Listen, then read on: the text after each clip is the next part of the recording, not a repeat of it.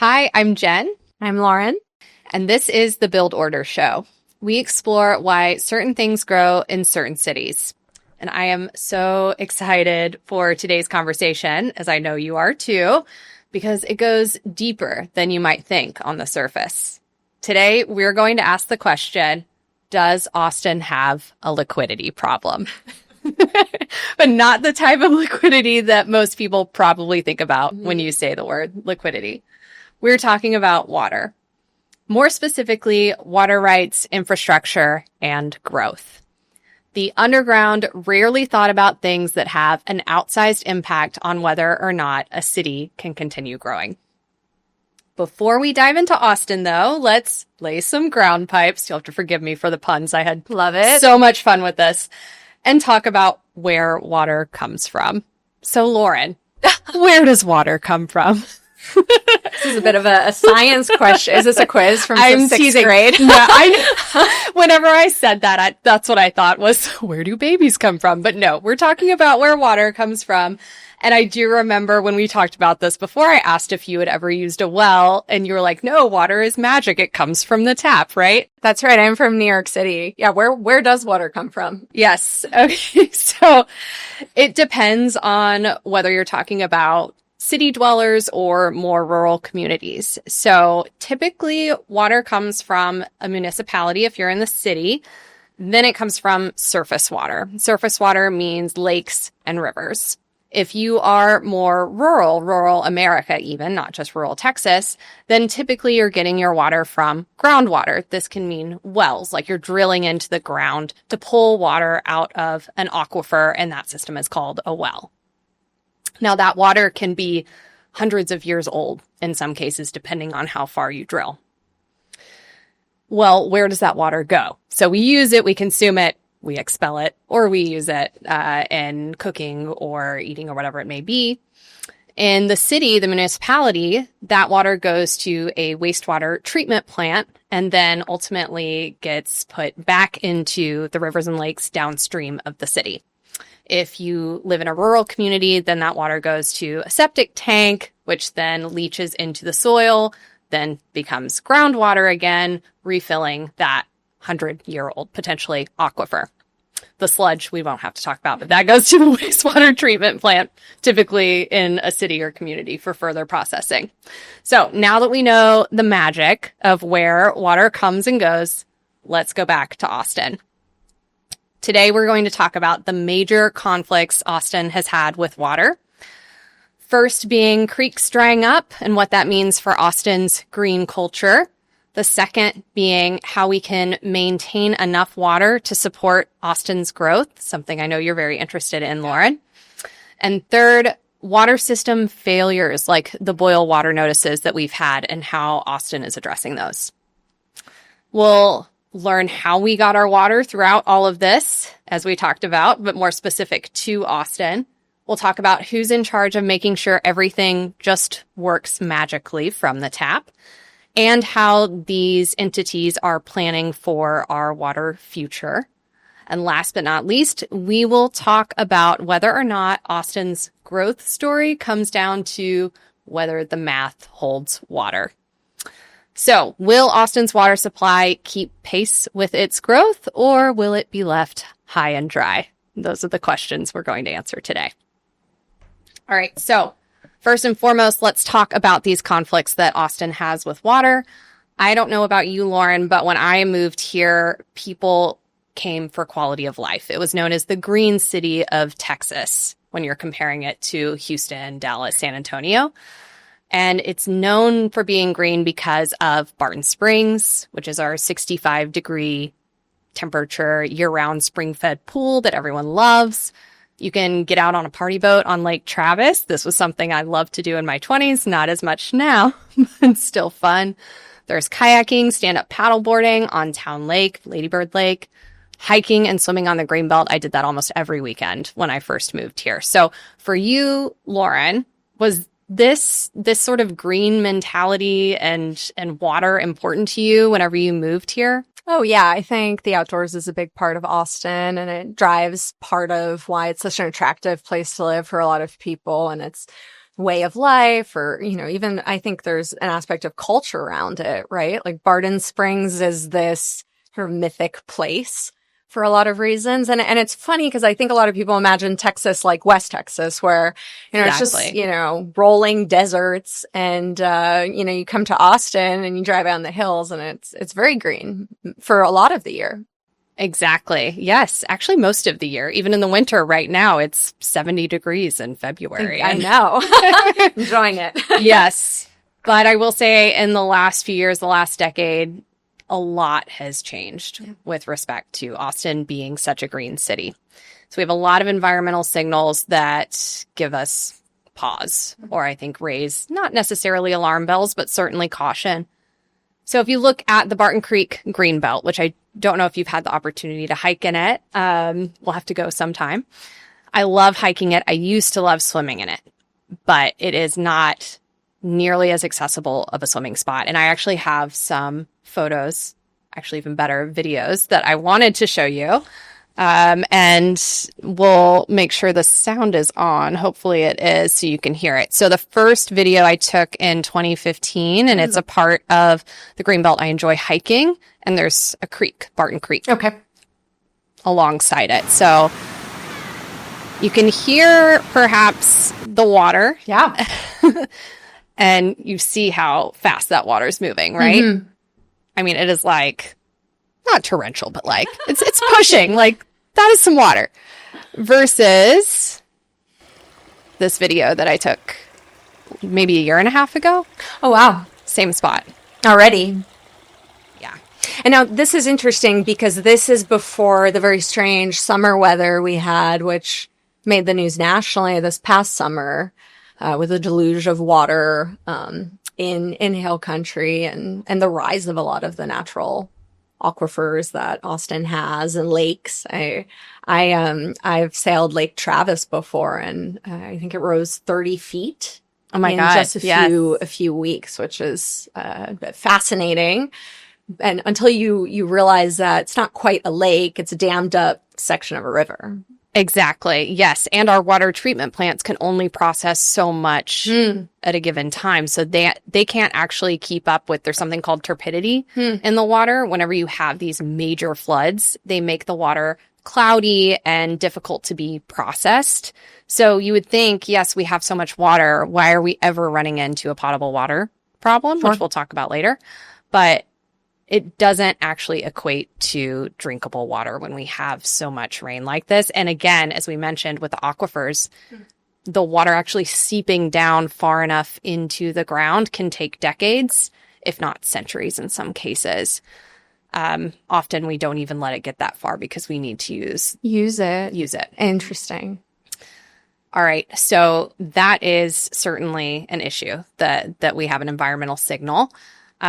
Another one that we've seen more of, especially in the last 5 years or so, are these stage 2 drought restrictions becoming normal. So you have to limit your watering, among other fines that you can be processed for not sticking within those drought restrictions. And more interestingly and somewhat alarmingly, for the first time ever in the 39-year history of maintaining the Edwards Aquifer, they may actually call for stage 4 water restrictions. So the Edwards Aquifer serves Austin, and particularly West and South Austin. And those tend to be a bit more rural, where there's been a lot of development and impervious cover, and people are using the aquifer more than municipal water. So is that something that's built up over time, or is that, they were fine over the summer when we had this deluge of water, and then we've had a very dry winter here in Austin? So is it long building, or is it an imminent classification that they have to make? So the classification of becoming stage 4 right now, we have been in stage 3 for some time, to answer your question. So it builds. And the longer that you're in a drought period, the more likely it is that those stages increase. Okay. What's interesting about Austin is that we tend to be in stage 2 for it's a perpetual stage. It's a perpetual stage. Hasn't been reset. It has not been reset. I mean, it has if you go back and look, but it's more and more common that we are in this stage 2 state. Okay. So for longtime residents, this is starting to feel structural, not temporary. Anecdotally, I have other friends who live on the outskirts of Austin. I have one friend who bought her home 5 years ago, thought that she was going to live off of her land and it would be really fun. She's like, oh, I'm outside of town. This is great. But had to re-drill her well within like a year and a half of moving there because she was running out of water so many times during the summer. And still, even a couple years after that, she still has to truck in water throughout the summer. So it used to be that, oh, you're buying land, you have some independence, you can stake your own, but it's not really the case anymore. And explain to me truck in water. Yeah, truck in water.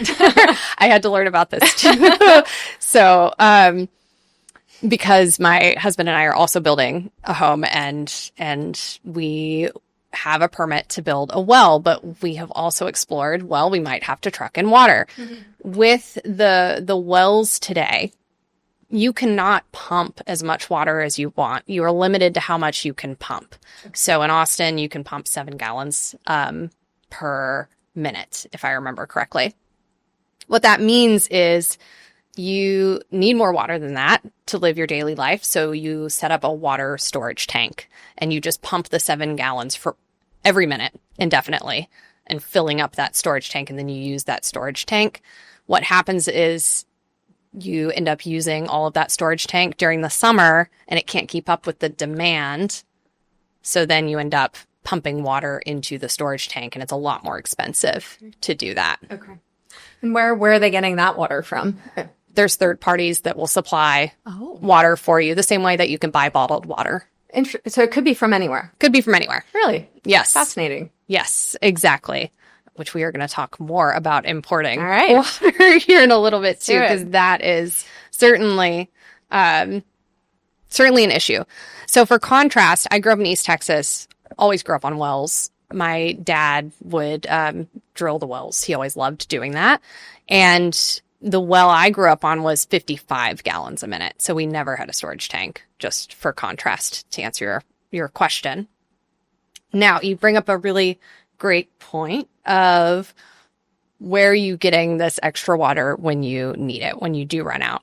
Because in East Texas, last year, there was major litigation because a man named Kyle Bass, who is a hedge fund owner out of Dallas, he made his money shorting the subprime crisis. So people love to hate him, as I'm sure you can imagine. Yeah. He ended up having to litigate and is still litigating with a bunch of East Texans. Imagine this kind of city slicker coming down to a groundwater conservation district meeting in East Texas, trying to wear his cowboy boots and look like he fits in. Yeah. Pretty funny if you watch the videos. But the reason he did that is because he has an entity who wants to drill a bunch of wells, I think 3 wells, if I remember correctly, across his 11,000 acres. So the man has the land, but he wants to export 15 billion gallons of water per year. Wow. Yeah. And for context, a lot of people, I did not know, like, how much water is that? Yeah. It sounds like a lot. How many Olympic swimming pools? How many Olympic swimming pools? Yes. Well, I don't know how many Olympic swimming pools, but I can tell you the average person uses about 50,000 gallons of water per year. Okay. So 15 billion would support about 300,000 people. Okay. Which is a lot That's of a lot water. Of people. A lot of water. It's like a third of the city of Austin could be supported. For a year. Yeah. For a year. Wild. Yes. And per year going forward. So as you can imagine, people in East Texas were not thrilled about someone coming in and pumping this much water out of their land. And to take it where? He was planning to take it to different areas of Texas that were drier, but predominantly probably DFW area. Okay. Because he's closer to that. But in theory, he could even ship it here. Interesting. To Austin. But most likely it would be the DFW area to start. What happened was he got the permit to drill these wells, and it was a little shady how he got the permit. The guy who was drilling the wells was on the board, the permitting board that approved. So there's a few questions about that.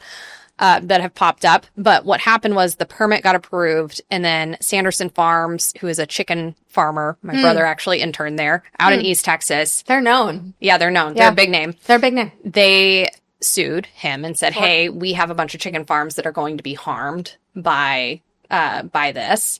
And instead of saying, hey, you're harming us, what they said was, you're harming the aquifer. And this was a very smart strategy because it ultimately resulted in the Groundwater Conservation District ruling that they needed to review the impact of him exporting that much water to the aquifer. So it's essentially on pause for 2 years. Of course, he's litigating it, and he's going to do his own study, I'm sure, to prove that it will be fine.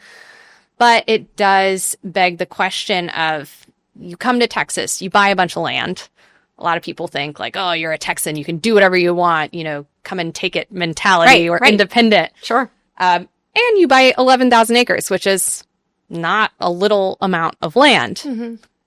Some people would say you should be able to do whatever you want with it. And per Texas law, you can. There's something called rule of capture where you can do whatever you want with the water under your land, regardless of how it impacts your neighbor. So with this reputation of Texas being able to do whatever you want, combined with the growth that we're seeing in cities and just in Texas overall, you could see there being an argument for potentially changing these rule of capture laws to support the greater good rather than the individualist Texan. Should we, Lauren, get rid of these rule of capture laws, or would that restrict us from what makes Texas great? Well, let me ask you. So when he bought the land, did he already have this business model that he was going to export the water? Yes. He did. Okay. So he bought it knowing. And were they already in a drought state, arguably? Oh, wow. East Texas is in a drought. You're right. Oh, it is. Even though it is considered more lush than the rest of Texas, it is currently in a state of drought. I'm torn on this one because, for a long time, and just to take another part of the country that I'm familiar with, New York City gets a lot of its water from upstate. Or I'm even thinking about, let's think about bottled water. How strange is that you would tap, water in Vichy, France and send it, throughout the world. And so on one hand, I feel like it's been normalized to a certain extent. On the other hand, it's so strange to come in and just your entire model is a private company coming and bottling up water and reselling it elsewhere. It's not for the greater good of municipality coming in. And I don't know, is it a bit of a difference in just the way that we perceive Texas, that I think it would be okay that we're shipping water from Fiji, but not from East. Like, would he be allowed to do it if it was bottled water? That's very interesting. And actually, I'm going to fact check this. I remember that we always used to say Ozarka water came from East Texas. And now I want to, sourced here in Texas. So yes, that is actually considered acceptable. Which is ironic to your point. If we can bottle water, why can't we ship water? But because certainly there's a lot of Ozarka water. Yeah. Do you think an insider-outsider thing is going on here? And, even if it's all Texas, you came into our community. It wasn't a local water business that decided to share its wealth for the profit of the community. I think that could have something to do with it for sure. It could also be Kyle Bass has a reputation for profiting off of people in distress. I do think there is a bit of an outsider coming in here, but for me, I think what is more at play when I think about this is someone is wanting to profit over something we consider a human right to a degree. You need water to live. You don't need oil and gas to live. So oil and gas actually used to also be under these same rule of capture laws, and then they reconstructed that legislation back in the 30s. Probably something will happen soon here with water, but the interesting thing is we have to have water. Like if you were looking at Maslow's hierarchy of needs, water is more important than oil and gas. So it'll be interesting to see. I think if we want Texas to continue growing, then we have to switch to this greater good mentality and find other ways to keep our independent Texan culture alive. Yeah, especially if a lush part of the state is already in a drought. You have to start thinking a bit more strategically and planning around water use over the long term rather than being reactive. And I do think, and this is a conversation people have but don't like to have, because we all like our bottled water and we like our carbonated water, but it has big environmental impact if you're shipping this all around the world. And what's wrong with tap water? That is true. What is wrong with tap water? It's delicious if you filter and process it correctly. All right, let's go back to the environmental signals that we've covered so far. We talked about the greenbelt drying up. We talked about stage 2 water restrictions, wells running dry. Let's now talk about some of these system failure moments that we've experienced here in Austin. 2018, we had a massive flood in October. We had our first ever boil water notice. Are you familiar with what a boil water notice is? Do you want to explain it for the Go ahead. listeners? No, but I think they don't? it'd be great to explain it. Yeah. So a boil water notice means that the drinking water coming out of your faucet or even out of your shower head should not be consumed. It is not considered potable. And if you do need to drink or cook with that water, you need to boil it first.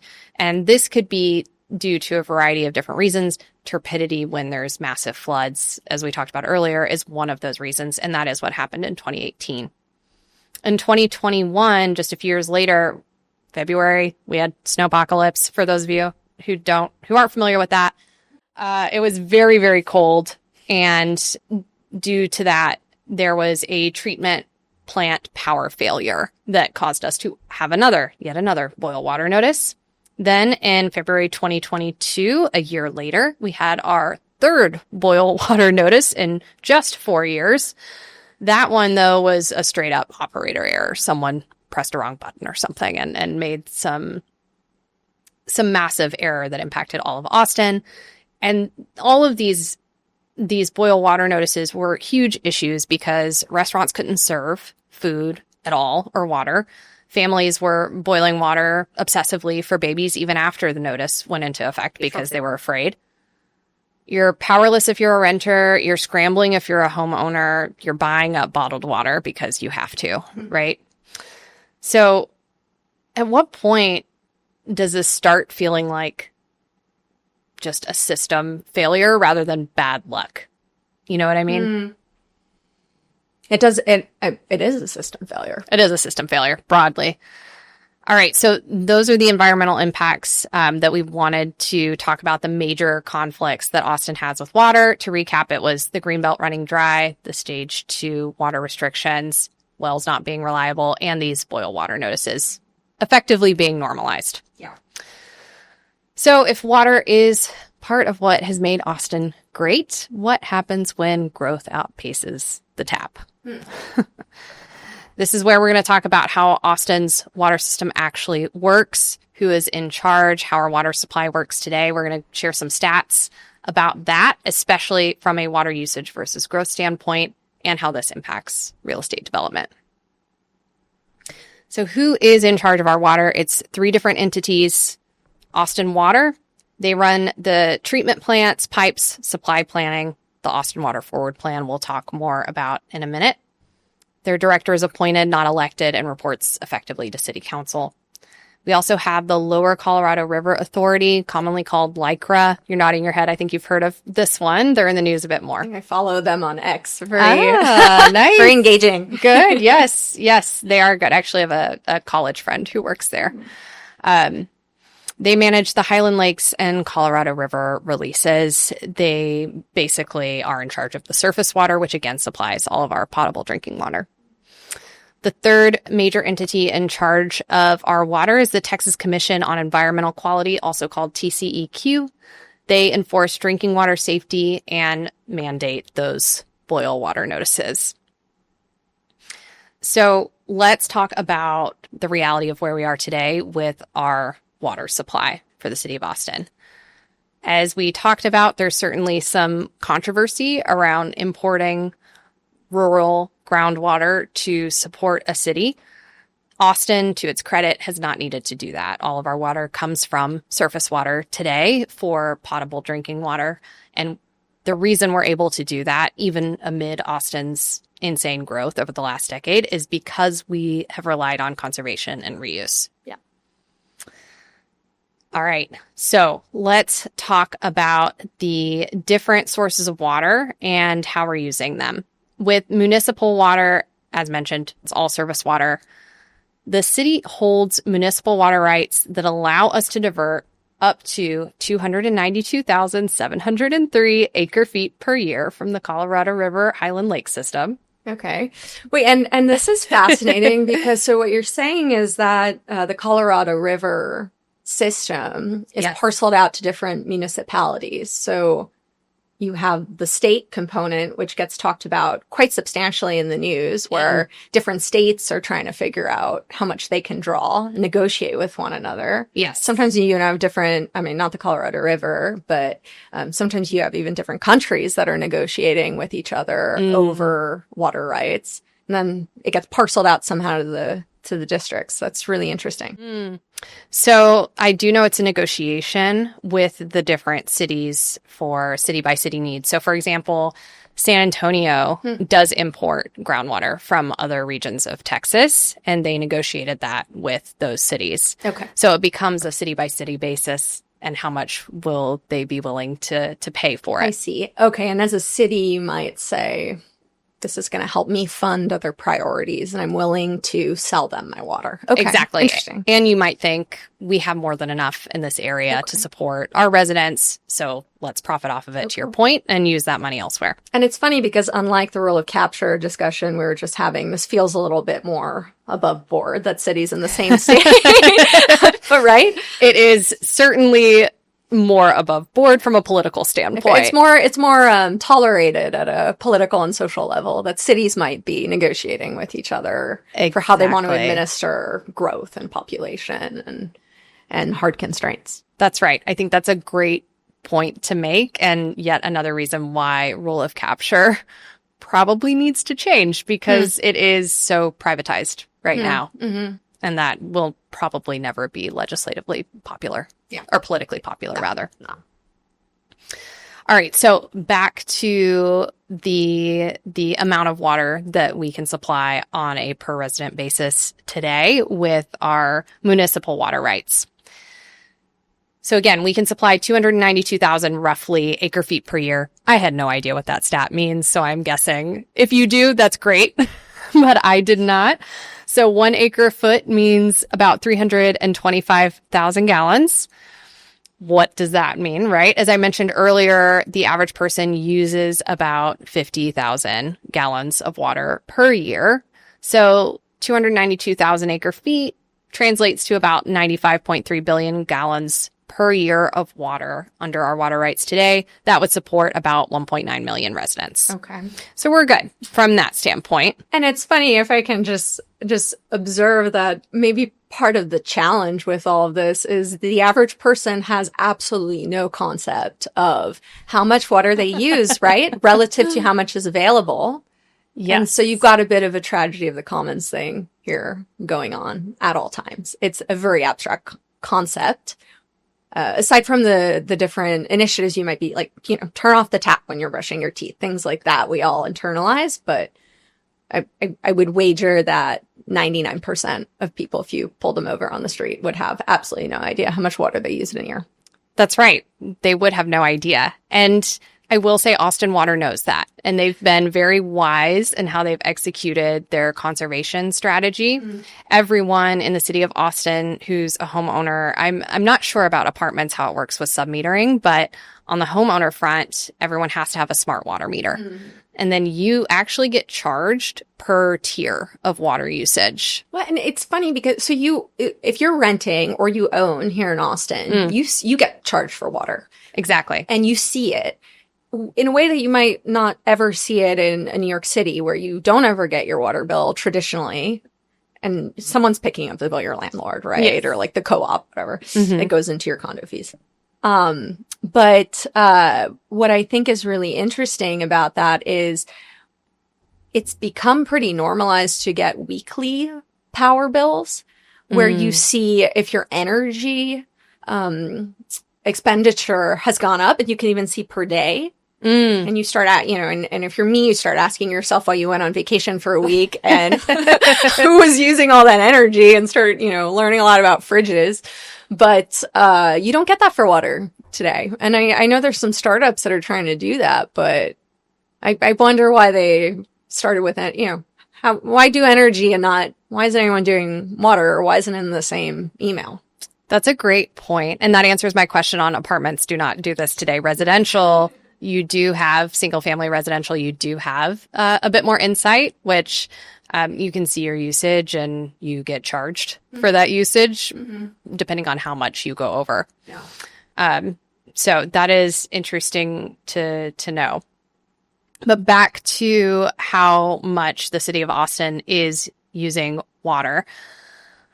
We are actually only using from a municipal standpoint for potable water, 38% of our capacity today, which is quite good. That's great. Yes. So I would feel very good about that.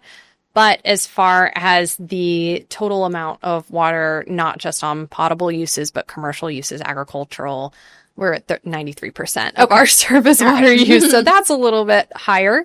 But that said, we do have an agreement through LICRA and TCEQ to where we can up our acre feet per year to about 325,000 in severe droughts. So we have some contingency plans if and when we ever need to use that. But I do want to talk about process as it relates to those system failure moments and the boil water notices, since now we're talking about the entities that oversee that. Because even if we get the water, say we feel good, we have 38% of the water that we're using, so we're fine. But then it's not safe to drink, right? That's still a problem. So what made me feel better about all of this is that Austin Water hired UT Austin researchers and some other researchers to go in and evaluate the issues that happened, and then evaluate the reparations that Austin Water did and whether or not those were effective. So what did Austin Water do? They did flood hardening at their treatment plants after the 2018 boil water notice. So that seems to be repaired. We haven't had any issues since then as far as floods go, with having more boil water notices due to floods. They also got more backup power at the 3 water treatment plants. So hopefully that is not an issue like it was in Snowpocalypse. And they did additional freeze protection. And since the last boil water notice was straight up operator error, they have done extensive training and retraining of staff, escalation protocols they've added in case there is an issue to get it addressed immediately. And they've added more redundancy. So more people having to review the same task. So they took action. They took a lot of action. I actually don't feel like we're probably going to see issues like we did again. There was a change in leadership as well. So the man who had been in charge for almost 20 years stepped down, and a new person, a woman, took over, and she has instituted a lot of changes at Austin Water. So I'd feel pretty comfortable about that. So moving on to what other water uses the city of Austin has, since, as I mentioned, we are using 93% of the surface water that we have access to. We use it for industrial, environmental, agricultural use cases. LICRA is the one who contracts all of these. But as far as priorities go, municipal water is the number one priority. And then those other, the commercial uses, environmental uses, and then last, unfortunately, are agricultural uses. How do you control that practically? Because everyone's drawing at the same time. Do you control it upstream when you're approving distribution to a new plant, let's say? That's a great question. My understanding of how they do it is that they charge more, depending on what tier you're at. But if you're stage 4, right, then I don't know if they shut it off. Honestly, Austin has not been at stage 4, so I don't really know. Or do you even charge more to can you charge more to certain kinds of customers legally? You can't. I mean, I pay more it's per tier. So let's say that you're purchasing, and I'm going to make up some numbers here, but 1,000 to 2,000 gallons of water. Yeah. Between that range, it's a certain rate. Between 2,000 to 3,000, it's a certain rate. I see. So it gets more expensive the more that you use. Okay. So if you're a gigafactory, You're paying a lot paying more if you're, okay. Exactly, because you're consuming a lot more water. But gigafactories also have additional restrictions that Austin Water has put in place as far as reuse. I see. So the answer is not to shut off the taps. The answer is to plan ahead of time. Exactly. Based on who's coming in, you know well ahead of time if it's industrial, agricultural, or a big office development, how much, you have a sense of how much water they might need. They're going to have restrictions. You're going to have a sense of the sort of capacity that you need or supply that you need to bring online. And I mean, and a similar thing is going on with energy right now. And we're all talking about it because of data centers. Exactly, 100%. And it seems, just looking from the numbers, that we have done that planning fairly well up at the city level, but from the aquifer level, it's strained. Okay. So when you get out into more rural parts of Austin, and especially like Kyle and Buda, and frankly, those are where data centers are being built. They're not being built in central Austin. They're being built outside the city. And that is where the aquifer is being strained today. Okay. All right, so let's talk a little bit more about conservation and why that has been an effective strategy and whether or not that will continue to be an effective strategy. First, I mean, how are we not out of water with Austin's growth to date? That's the question that ultimately leads to conservation being the answer, and Austin Water has been very effective with that strategy.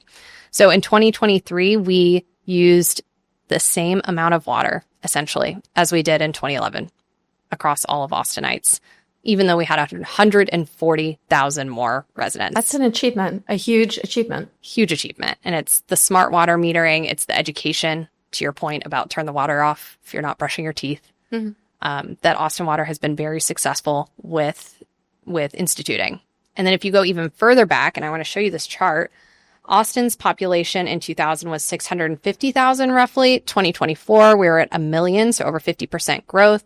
But total water use, according to Austin Water, is still flat to modestly up. Okay. And that's because per capita use is down 35 to 40% since the early 2000s. And if you look here, it went from about 180, 190 gallons per person per day to like 120, 130. So is the story conservation entirely, or if you go back 20 years, was there more of a buffer where we weren't at above 90% of usage? Right. Well, and I will say the 90% is across all. So it's 38% if we're just talking municipal. So 38% of what's allotted to what's allotted for municipal.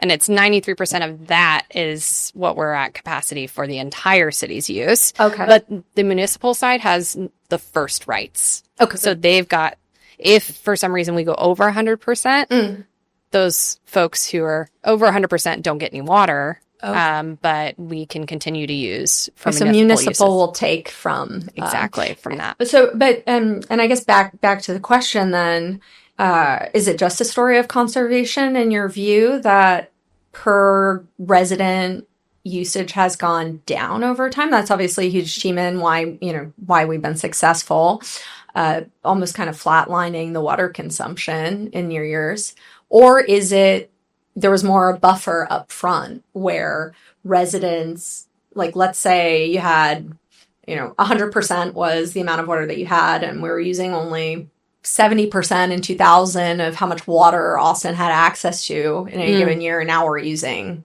much closer to 100%, but we're more efficient with our use. So did you get a sense of whether the story was more mixed or was one thing had really won out, one factor?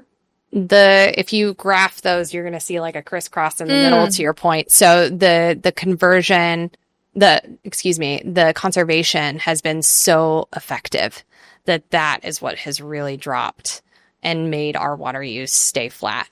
I see. Okay, so conservation made up for increased increased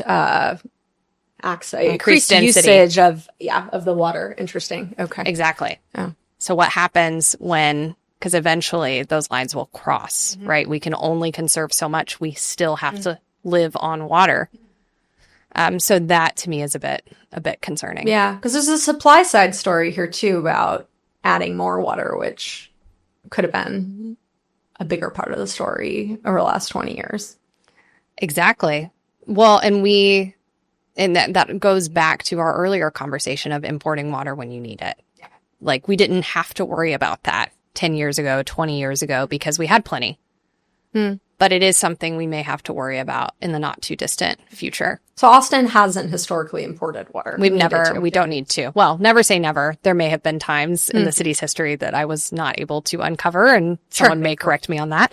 But historically, we have gotten our water from surface water. Okay. Yeah. So this all begs the question, should Austin slow our growth intentionally?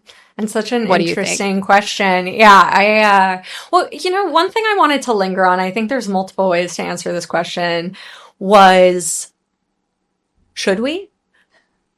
You know what I mean? And it's almost a philosophical question before it becomes a practical question, which is this concept of, is it defeatist to say you can't meet water demand? Is it defeatist to say you can't meet new energy demand? And you're just going to accept that abundance of water is not a thing. And so that was the first thing I thought of. And the second philosophical point of the question, I think, is even, can we in the United States, where, I think when people move, and if they're going to move on water, it's going to be because of perception. I don't want to move to a desert where I'm going to have to boil my water every 2 weeks. And they're going to move on price signals. I'm going to be paying through the nose for my water. And when you start thinking about that part of the question, then you start thinking, well, it's actually not reducing the growth. Maybe it's just displacing who can come if you have the money to come and pay for your water. And so that was the first place my mind went, was the, should we, can we sort of question from a philosophical perspective.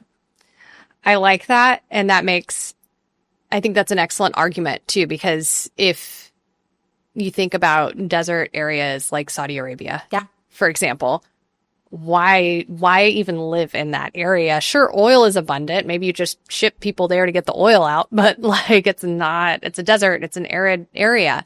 But they have figured out desalination, and that's how they support their community. But here, anytime I've talked to anyone about that, their response is, oh, it's too expensive. Well, but clearly other countries have figured it out. Why aren't we prioritizing that as a means? I mean, Texas has so much shoreline.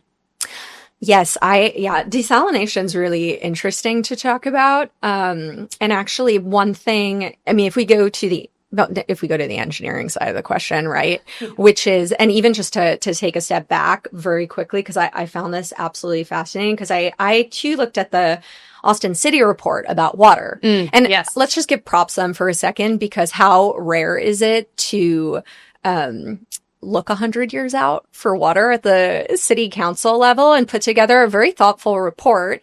And they had a lot of ideas, and they're all the ideas that, you would think, like conservation, increasing the amount of tributary, like the amount of water that you have access to, time shifting water, so storing it, things like that. But they don't talk about desalination. They talk about brackish groundwater, which is, for those of you who don't know, groundwater that's salty. It can't be drank immediately, but it is actually subject to a process of desalination. And I didn't know that there's 50 desalination plants for brackish groundwater in Texas. Oh, wow. Yeah. But it's not ocean level desalination that you would see in other countries or in the Middle East. Or there is one in San Diego. Oh, wow. That's amazing. Yeah.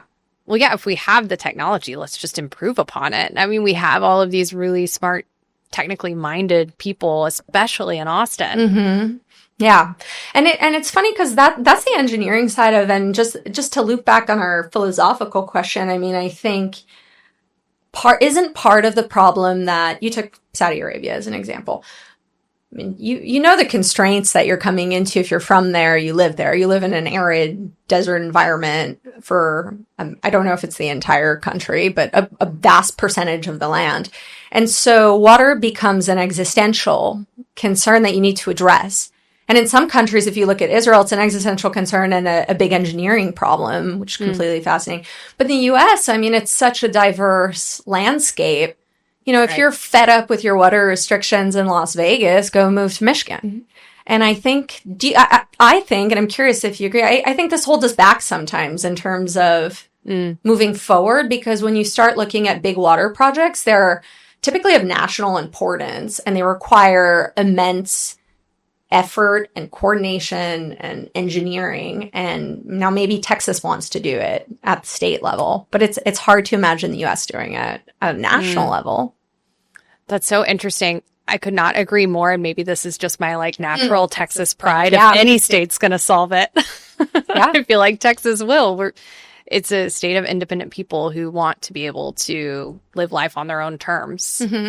So that makes sense, though. I never really occurred to me. But yeah, why not just move somewhere else if you are fed up with your water supply issues? And unfortunately, there are rural Texans whose areas have made those water agreements, like the one with San Antonio, who have had to move, not necessarily by choice.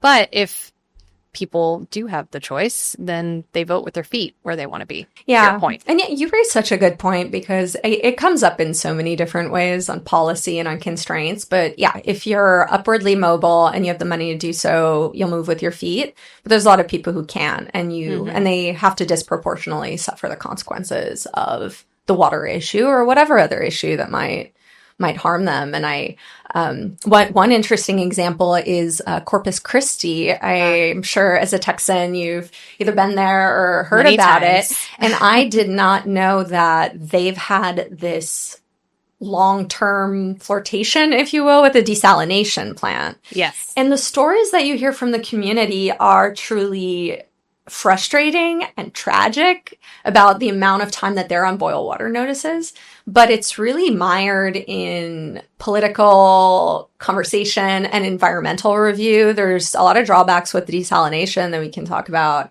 and who's going to pay for it. So, you know, and they would say, well, the oil and gas industry needs to pay because they're the reason that we don't get enough water. Now, I don't know how they organize things, that Austin gives priority in municipal and Corpus Christi doesn't, but it feels like an instance where a broad desalination plant makes a lot of sense, and you wonder why it hasn't been built yet.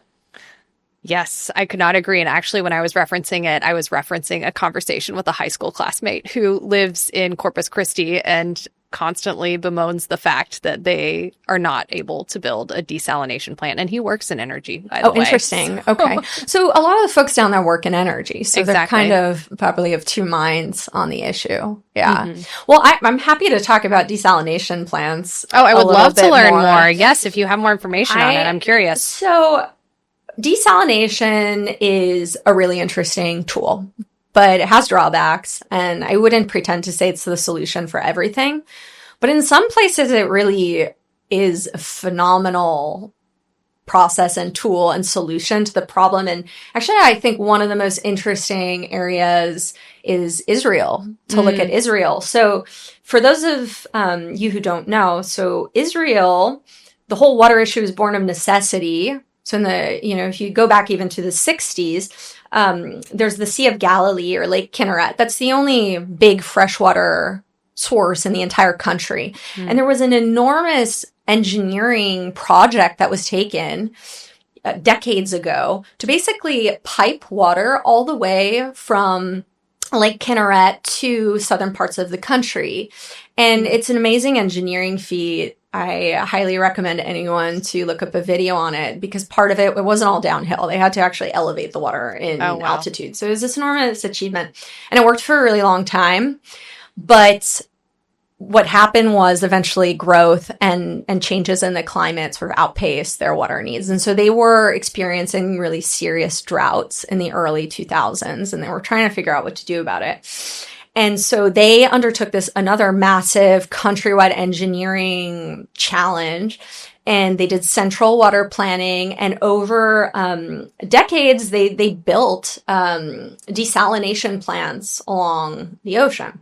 Oh, wow. And they got to the point where I think it was 2023, they got so good at it. So recent stats, they can, in some years, create more fresh water than they need. They'll even send some water to Jordan.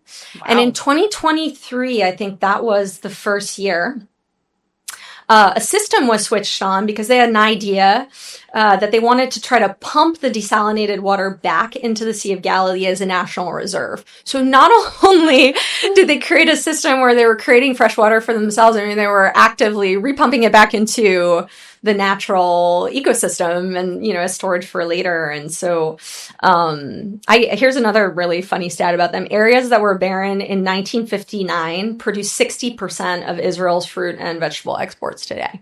That's incredible. Yeah. And I find the story really inspiring because I think it shows you what you can do if you undertake as a society big engineering projects, the kind of projects that the US used to do all the time, if we're being honest. And it's been maybe many decades, one could argue, since we did something at this scale. But this was born out of necessity because of where they are geopolitically. They're in the middle. I mean, vast majority, I think it's 60% of the country is desert or arid land. And so they had no choice. And so, when I think about the US or I think about us, I think maybe we haven't reached that tipping point yet, but you raised such an interesting point. Maybe Texas will think about itself more cohesively. And sooner is better than later. They're still building desalination plants in anticipation of future needs and expectation that natural water will continue to decline over the century due to climate change. What an excellent model for us to copy. I had no idea that Israel was so forward thinking in terms of their water planning. Yeah, I think they're now, and maybe someone can correct me, but I think they're sort of, when you look at broad desalination projects, they're the best example. Kind of like when you look at nuclear energy, I think you look at France. At one point, 80% of the power in France was generated through nuclear. I mean, that's incredible. Incredible. Yeah. And one other thing, just, not to give it, or I guess to be a little bit fair about it as well, I will say there are drawbacks with desalination. The concerns are real because people do have concerns about them, but it's expensive. It creates dead zones. Have you heard about this? No, so what's a dead zone? If you pump too much salt back into the ocean, the brine discharge creates hypoxic zones for the fish. That makes sense. Yeah. So Israel, for instance, they have to monitor it.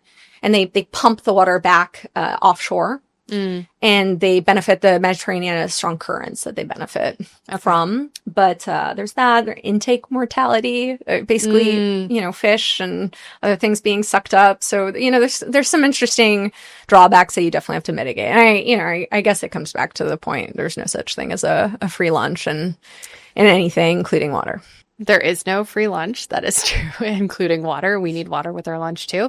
But I think you bring up an interesting argument that perhaps we should be looking at this more at the state or the national level, and certainly at the private level. People are looking at it. I saw that there are private equity groups that have bought up a bunch of rights to water and have been selling it to arid parts of Arizona. I don't know if I like that. And then Bill Gates is actually the largest private owner of U.S. farmland, holding 270,000 acres across 18 states through his company Cascade Investments. And the idea behind that is it's farmland and it has access to a lot of water. Interesting. So all that to say is Kyle Bass is not alone in thinking that there's a private approach to this if the state or the nation is not going to take an approach. So you could argue this guy is the bane of our existence and the epitome of capitalism gone wrong, profiting off of people who want to live in rural America, but needing to provide water for communities. But at the same time, arguably, these folks could be seen as supporting growth in the areas that need growth and helping Austin's growth stay sustainable. What do you think? Net positive or net negative? I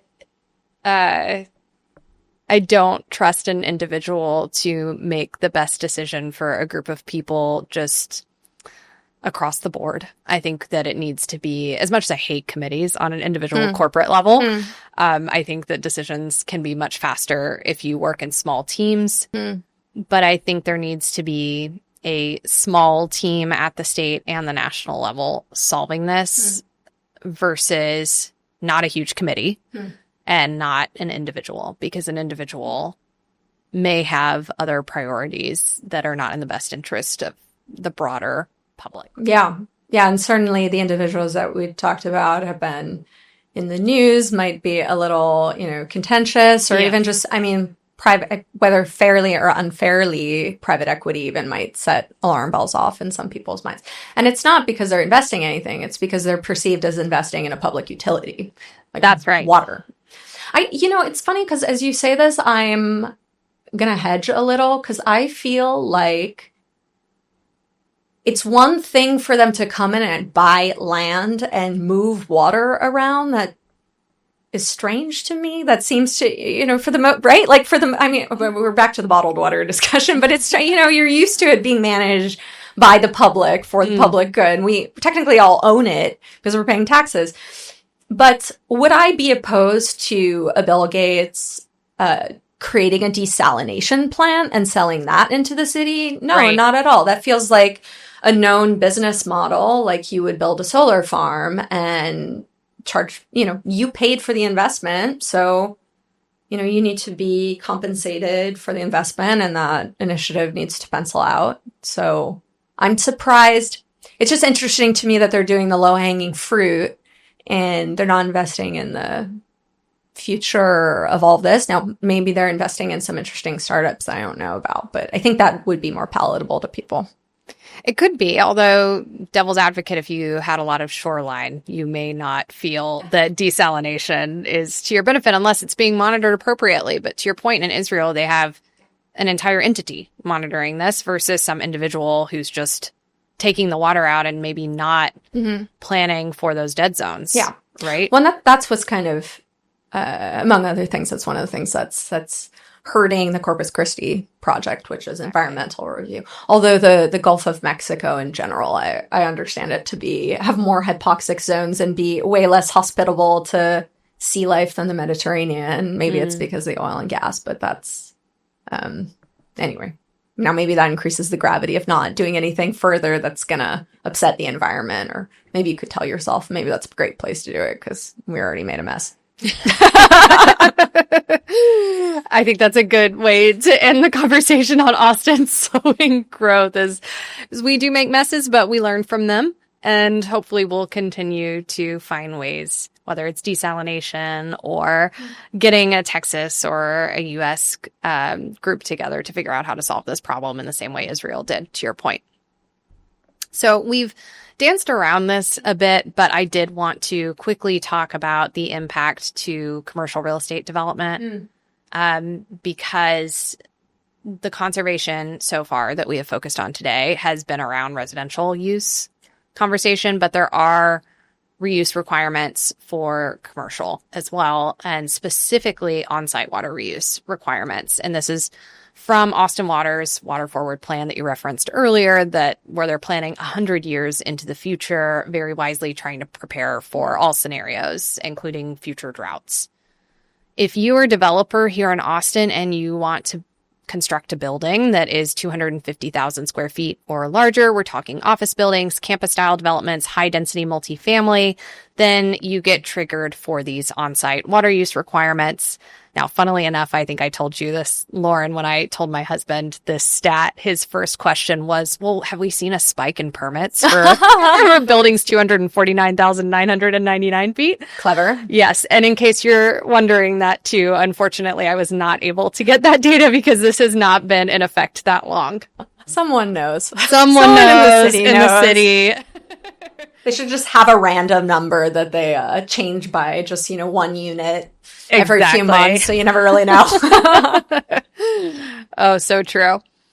But anyway, what are these on-site water reuse requirements that are now required for these larger developments? So they require building on-site system reuse. So what does that mean? That means that if you have gray water, like you wash your hands at the sink and the water going down the drain, or you have water from the toilet, irrigation, or cooling system, that all gets reused. It gets processed as wastewater on site at that building Yeah. and then reused at that building. So the way I think about this, if you're working in a relatively new large office development and you bring your dog to work, definitely don't let them drink the water out of the toilet because it's been processed a few times. And it's just in the toilet, right? It's not faucets.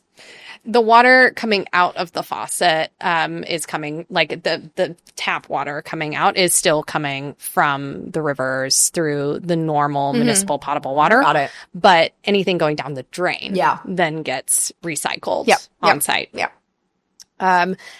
Of course, you may still have some water and sludge that will then get transported to the city wastewater treatment plant. But for the most part, you're meant to reuse your water on site. And this has been enforced since January 2024. There's also additional rules and requirements around HVAC condensate reuse, as well as rainwater collection for these larger construction sites. Now, thinking through all of these requirements on the commercial side and what we talked about on the residential side, Austin is ahead of most U.S. cities from a conservation efforts perspective. But are we ahead in water resource planning overall? Sometimes the best way to understand yourself is through comparison, through benchmarking. And I know, Lauren, you looked at how Austin compared to some other cities in the U.S. What did you learn? I actually looked at a completely different. I'm guilty of looking at a city outside of the U.S. I became somewhat fascinated by Singapore. Oh, interesting. In learning Even about better. this. Yeah. And they're an interesting one on this topic because now I don't know if people know the difference between, so there's indirect potable use and there's direct potable use. Explain it, please. Yeah. So we do indirect potable use in the United States. Like Orange County does it for 1 million residents, actually, not even, just the office buildings. And what happens is treated wastewater is returned to the environment and later it's used. So it's returned maybe to some local storage and then, mixed with other fresh water and then it's used. Treated, obviously, and then mix and reuse. Oh, and then, interesting. direct potable use is treated wastewater is immediately put back into the drinking supply. So I treat it and then unlike your office example, I put it back into your tap and let your dog drink it or let you wash your hands with it. Oh my goodness. Yeah. And it's funny because you need higher risk controls. You also need psychological tolerance. So a lot of people don't feel comfortable with that, right? Which is why we even had to specify between the toilet and the faucet. Singapore doesn't do that. So Singapore, because of geopolitical, they're challenged because they have no natural aquifers, minimal room for reservoirs. Historically, they've been dependent on Malaysia, which they don't want to be. So they undertook another national project. And recycled water, so direct potable use, supports 40% of Singapore's demand. They want it to be over half by 2060. And there's some cities in the U.S. that are looking at it. So California just passed DPR regulation. LA, San Jose, and San Diego are looking into it very seriously. So I would say, to your question, I was really impressed by the report and what Austin is doing, and they explicitly call out IPR. But yeah, why don't we look at DPR, which is the next step, and some cities in California are doing. So on that technology alone, maybe we're good with water usage, but we're not necessarily embracing some of the new technologies. That's so interesting. But at least we're laying the pipes for it. So the purple pipe system in Austin is for the IPR, the indirect potable reuse water. I wonder if we have that system of pipes, could we not just switch it over and redirect some pipes to where it could come out of the faucets? I don't know. It's a good question. Or another question is, do you have to go through IPR before you can get to DPR? Oh, that's true. Why can't you skip that step altogether? Yeah, is it a psychological thing that people are like, okay, I'm drinking wastewater mixed with fresh water. I can get behind that. Or I might not even know about it. And now, okay, I trust them. We didn't have any problems with that. We know that they have the appropriate risk controls in place. So sure, I'll drink wastewater. But it's if done properly, it's purely psychological. Yeah. You know, how do astronauts live? Don't they do that, right? I think in so. Space? Yeah. I feel like I've read about that. Yeah. That if they, that's a great point. they pee and then it gets cleaned up and then it goes back in, which is a little terrifying. Maybe they need to be the reps for the California DPR experiments. I think y'all they be fine. should. And they're superhuman. I feel like astronauts have to be some of the most capable, strong humans in order to get to go out to outer space. Or like if you're going to go, colonize Mars, I mean, there's some water on the planet actually, but I mean, you're going to be reusing what you're using. I mean, The Martian was about that. Oh, that's right. That's right. Okay, this is interesting because maybe we're actually a little bit further in sort of like the like American mind towards accepting this. I mean, if I position it as like, think about The Martian, like think about you're living on like Mars. I mean, maybe it becomes a little bit more exciting than like, you don't have enough fresh water, so we're just don't think about it. That's true. And I wonder if people in Singapore, to your example, maybe it never even crossed their mind. Like, was there even a psychological question, or was it just, this is the water and we need it in order to live and it's fine? Yeah, it's like you would if you were living on Mars. Yeah, it's a really good question. I think it comes back to that. We're actually blessed in this country with abundance of natural resources, and so we don't have this situation where we have a gap and we don't want to be reliant on historically difficult neighbors to get water. Right. Yeah. Yes. But that is such a great idea to have in our back pocket. And I was not aware that there were even cities in California that have been looking doing at this. That. Yes. I know. I thought they're early days, but I thought that was interesting because I think California lately gets a really bad rep for being difficult to build with, and we could debate that ad nauseum, but it's good they're thinking ahead. And the biggest, from what I understand, IPR experiment is in Orange County in the US. So that's, or if it's not the biggest, certainly a very notable one. So again, California, it becomes pretty interesting. What did you think when you were looking at it? Did you think, wow, Austin's doing really well? Or, hey, there's some other cities that have some good ideas for us or that are better at conservation? I certainly was a bit more concerned because while the Austin Water Report is fantastic, I mean, this thing is like 100 plus pages over, planning for 100 years. It's very detailed. I have to wonder if there are conversations going on behind closed doors that don't make it into that report because it seemed so focused on let's solve the problems that we have today. Let's conserve. Granted, there are plans to improve the aquifer, especially in the most recent iteration, the 2025 version of that report, especially given the stage 4 potential restrictions we may have on the aquifer today. So they are planning ahead for all of the issues that we have now and in the imminent future. But knowing how much Austin has grown and how much it's projected to continue to grow, it doesn't feel like we have enough capacity with the plans that we have.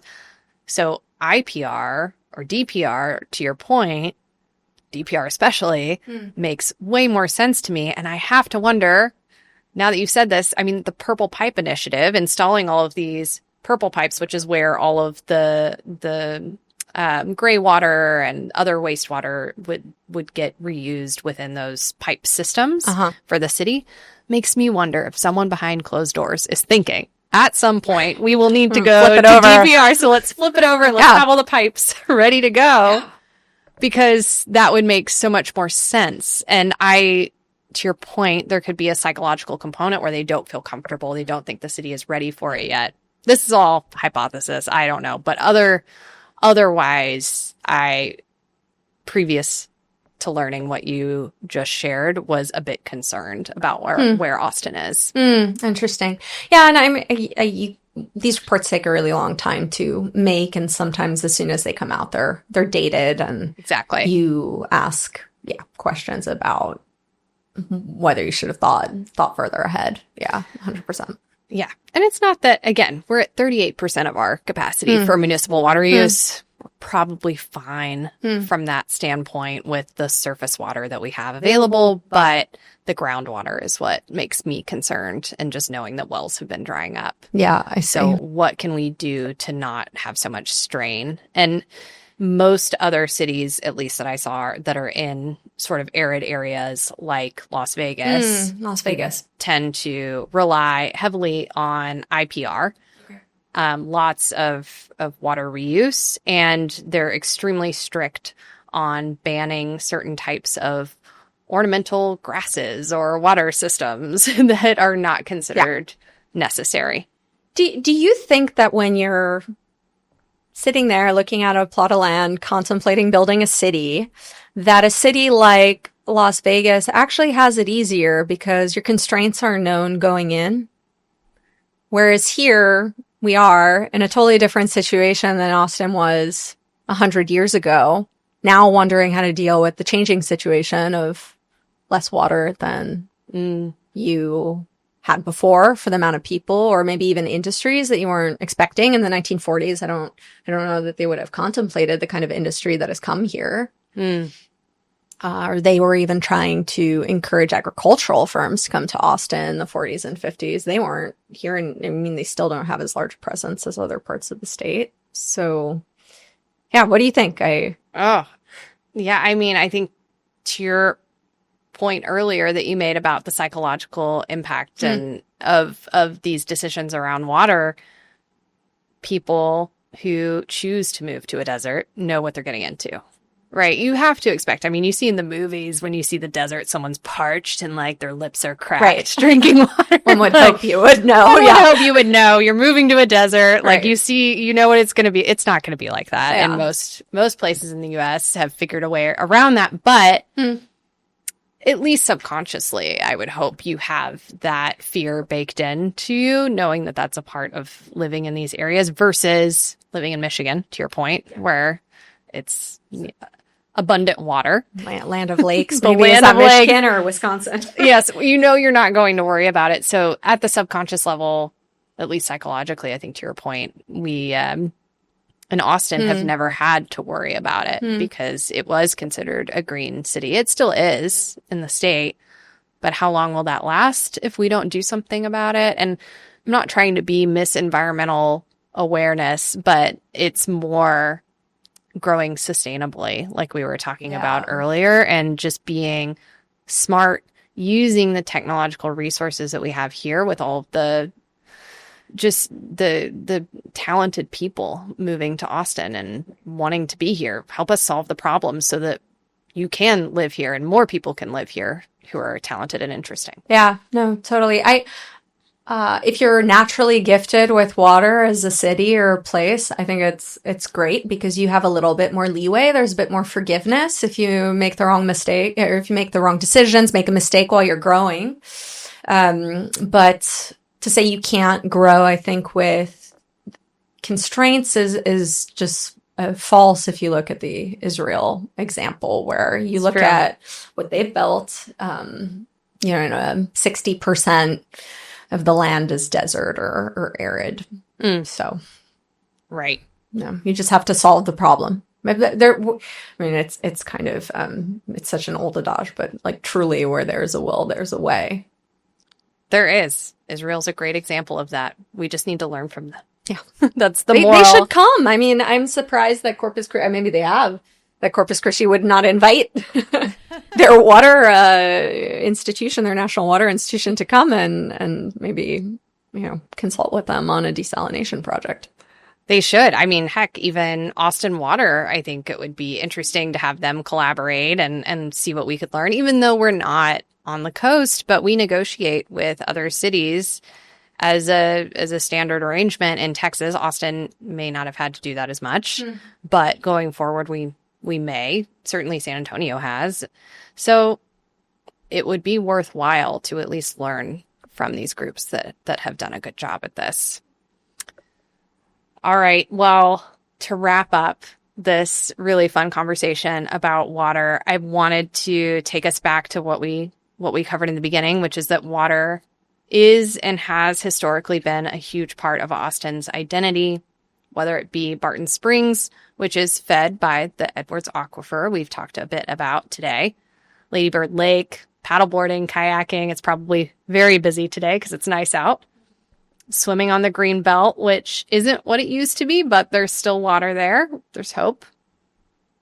Water in Austin is as much of Austin's culture, as big of a part of Austin's culture as many other aspects, not just a utility, as it may be seen in other cities throughout the state. We do need potable water to live, yes, but we also want to be able to enjoy it here. So, Lauren, we covered so many different topics today. What was your big takeaway? I did not know how much thought and planning went into various municipal water systems. And I mean, it makes sense, but I'm just awed by the amount of work that goes into it. I think it's really impressive. I think we all take it for granted. And when we think about maybe where to move or what city we want to live in, we have the luxury, frankly, of not thinking about, am I going to be able to have water there? So, you know, I think we should all have a healthy respect for that. I certainly do after this. And then the other thing that I learned, I think is important is, not to admit defeat, even with climate change and populations moving around. I think there's some really interesting technology. And, you know, if you have the ambition to do it and there's a need, I think it can be done. So I'm leaving the conversation more hopeful personally. Oh, good. Yes, that's what that's what we like. Well, good. Well, I am taking away from it just how incredible Israel is and how forward thinking, because I did not know that. Yeah. And hopefully we can continue to learn from other cities that have gone through these struggles. We're not alone in this great big world. And that is the beauty of globalization, is that we can take lessons learned from these other cities. So in conclusion, Austin is not exactly running out of water tomorrow. We have been planning ahead with Austin Water. We've been sipping carefully, reusing what we can, stretching every drop, so to speak.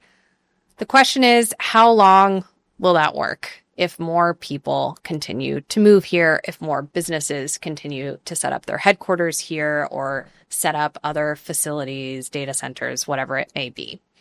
Because when growth starts outpacing the tap, even the coolest city can start to feel parched.